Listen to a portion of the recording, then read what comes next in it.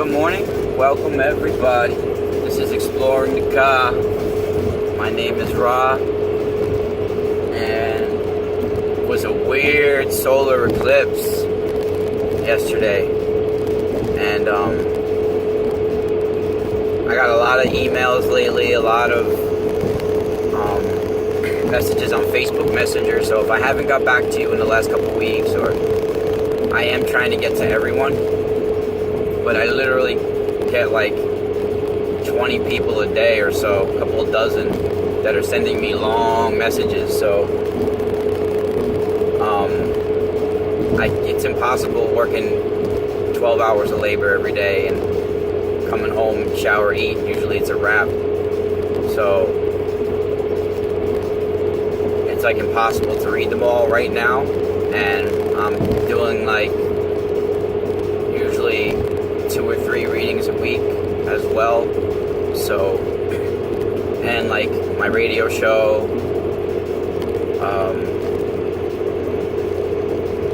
booking guests for my show, my website, and that's why you see me doing these videos on my way to work, because like I got like no other time. So I'm gonna try to make like some kind of subscriber website, so maybe I don't have to work so much labor a little bit, so I can offer way more, because there's just endless material to go through, endless thoughts and discussions to have with people, and time has been our barrier. The fact that we're even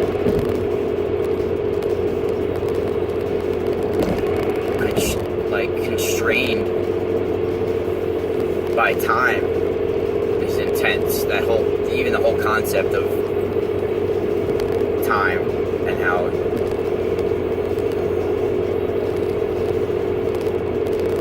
we're just governed by, they say it's weird, you know, like they say how it's like a free will zone, and that we have free will, but yet we're under some kind of quarantine as a race.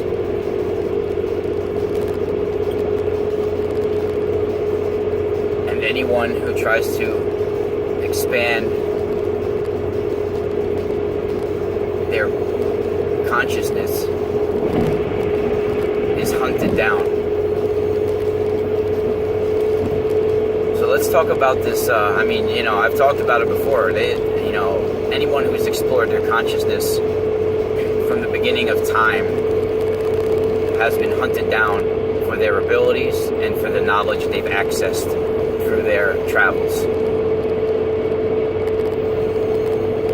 A couple hundred years ago, they would burn you in the town square, hang you upside down with your family watching, and burn you alive. Now, it's just more organized and more evolved. Keeping you alive is better. They can abduct you, wipe your memory, sample your DNA, clone you.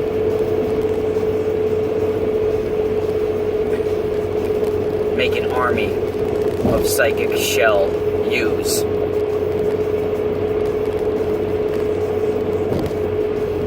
Our psionic abilities were just a given. They were a normal part of life. But the veil program has been overlaid over your consciousness. It's a matter of shattering that veil like a mirror, so you can see the real you.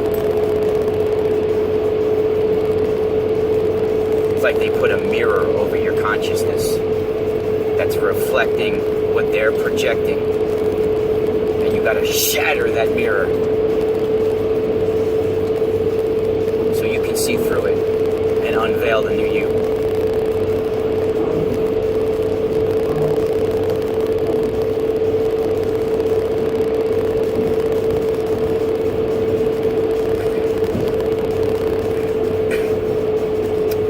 saw the full solar eclipse yesterday and had the glasses on and made an event out of it and stared directly into it.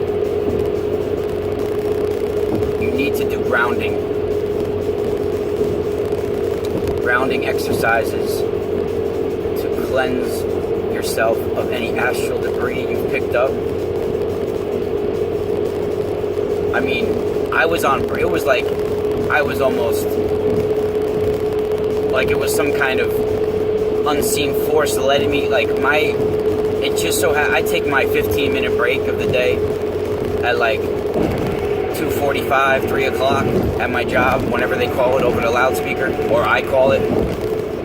I'm sort of like a supervisor there. I'm like a assistant to the my boss. But I have like 20, 25 workers that I oversee, make sure everybody's doing the right thing, and I help, like I do physical work right along with them. Way harder too, way more. So when we call break every day, it's the same time usually, within 5 minutes. And it just so happened that when I walked outside, the eclipse was pretty much just passing, and it was partial or something from where I was. I didn't want to stare into it for some reason, so I just put my camera up and took some pictures. It's like off to the left of what you could see, and there was this weird, like, time stood still for a few minutes. And the weird thing was that, like, 15 minutes, my 15-minute break passed so fast, but it felt like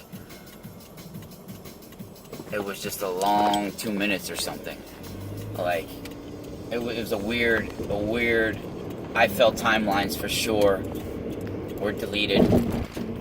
There was some kind of timeline, something, and I felt the presence of the Capinera for sure. And I didn't want to let myself go there, so I went back into my job. But I have some pictures of it as well, and the sky was blue and then went to like darkness, and it's like there was some kind of bandwidth in the sky too. It was like so weird. I mean, it's almost definite that we're on some kind of mass simulated plane. Imagine a technology where you can feel it, pain, and you can feel love, and you can feel all this biological everything. I mean, it's pretty intense.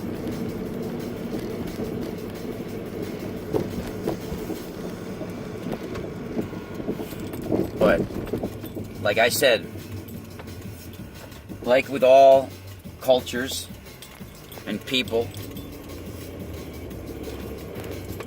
there are some good members and bad.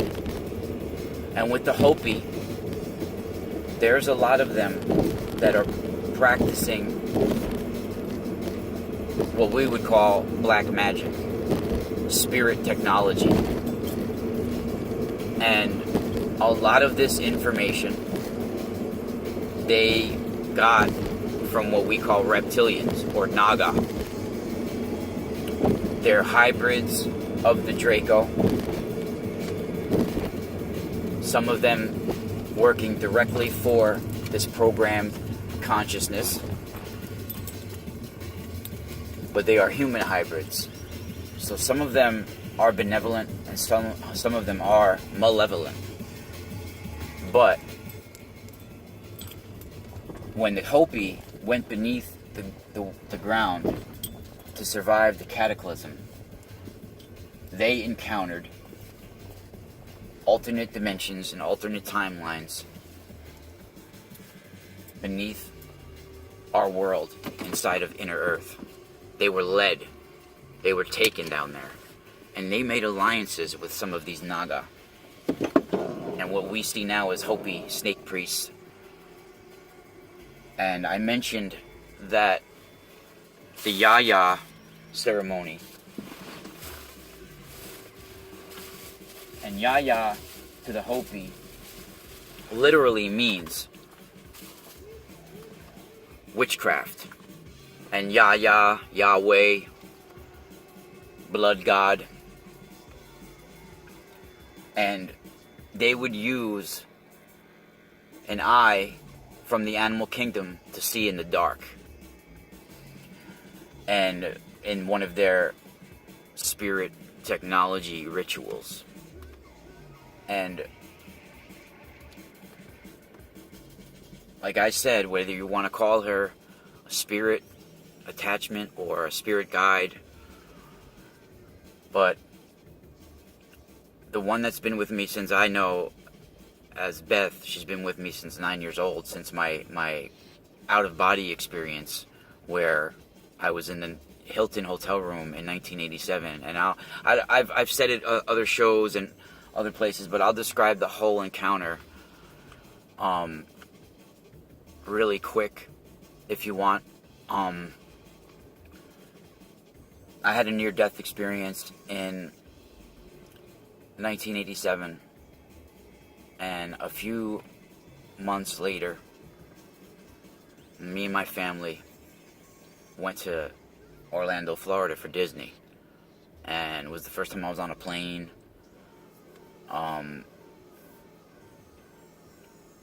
At this time in 1987, I was just turning, I was 9 years old, and my dad got a nice hotel room in the Hilton for us. At this time, there was an attraction in the Hilton called Figment. It was a purple dinosaur, like figment of your imagination. And I got a nice stuffed animal of it, and it was a purple with a yellow shirt, said Figment on it. He had like little orange horns, and I still have the stuffed animal somewhere, probably at my dad's house, or maybe got rid of it by now. So it's the first time I was ever boogie boarding, body surfing on it, and the waves were beating me up. I got thrown around really bad. So after a couple hours, I was so tired, one of the most tired feelings I've ever felt in my life. And we went back to the hotel room to shower, get ready for dinner, and I was going to take a nap real quick. I was so exhausted. So my mom left the room to go get ice. My dad was somewhere else doing something. My mom left the room. I don't know if it was for ice or whatever, but she left the room just for like a minute. You know, she was just coming right back. So she had put me down to bed. I went down to bed to lay. I remember holding the stuffed animal, the Figment, and as I put my head down on the pillow, I never felt myself hit the pillow. My body went into the bed, but my spirit form went out. And I felt like, as I was laying down, I felt that, and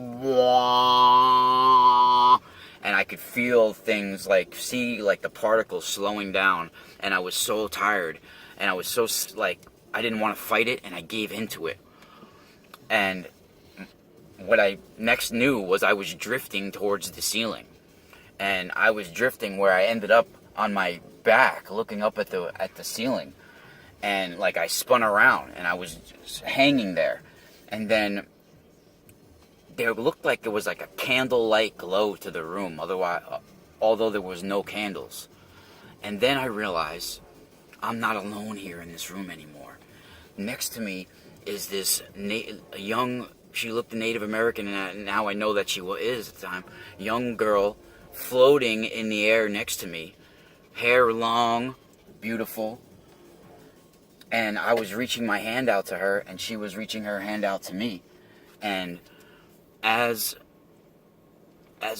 almost the minute I noticed her, the second I noticed her, I also started to hear the chanting. And as soon as I heard the chanting, I looked down, and circling around the bed, around my physical body, were these, I don't know how many, but they were in a circle. Could be up to 12 of them, maybe. They were all wearing dark, purplish, blackish, purple hoods and robes. And out the face that came out, they were like human form, they were humanoid. But the face that came out was like a Komodo dragon. And they were chanting what sounded like reverse Native American, like hey ya, zip zip zip zip zip, hey ya, hey, zip zip zip, hey ya, hey, zip zip zip, like that. And it was pretty frightening. And just when I first started to realize what was going on, I was reaching out to her, just touching hands with her, just about to touch hands, and then the door started to jiggle. It was my mom either putting the card in the door or doing some kind of something, opening the door. And as soon as I heard that, everything got sucked back. I felt myself get sucked back into the body, and I was just gripping the dinosaur, and everything disappeared again. And I started screaming to my mom that there were figments in the room. I saw all these figments because I was relating it to the figment, you know. And she was like, "Oh my God, you must have had some kind of dream," you know. And ever since then, this young girl has been with me. And when I was in Long Beach, California, the only time I've ever seen her in physical form, she appeared to me in that Cesar Chavez Park, the one I encountered the portal with. And I'll explain the portal encounter in another video, because I've done it on radio shows, but not here. And one day in the park, she appeared to me, and she said, "Beth," in my mind. And I looked it up. Beth is known as the house of a spirit, or the spirit house. And from different interactions with her, I feel either her body, now her physical body, is dead, or she was taken from it in spirit form, and her physical body is still alive somewhere in a catatonic state. But she was a star seed. She is part Hopi and part something else. And she was given to that tribe. One of the tribe women had some kind of extraterrestrial abduction encounter, and then she came back pregnant with this girl.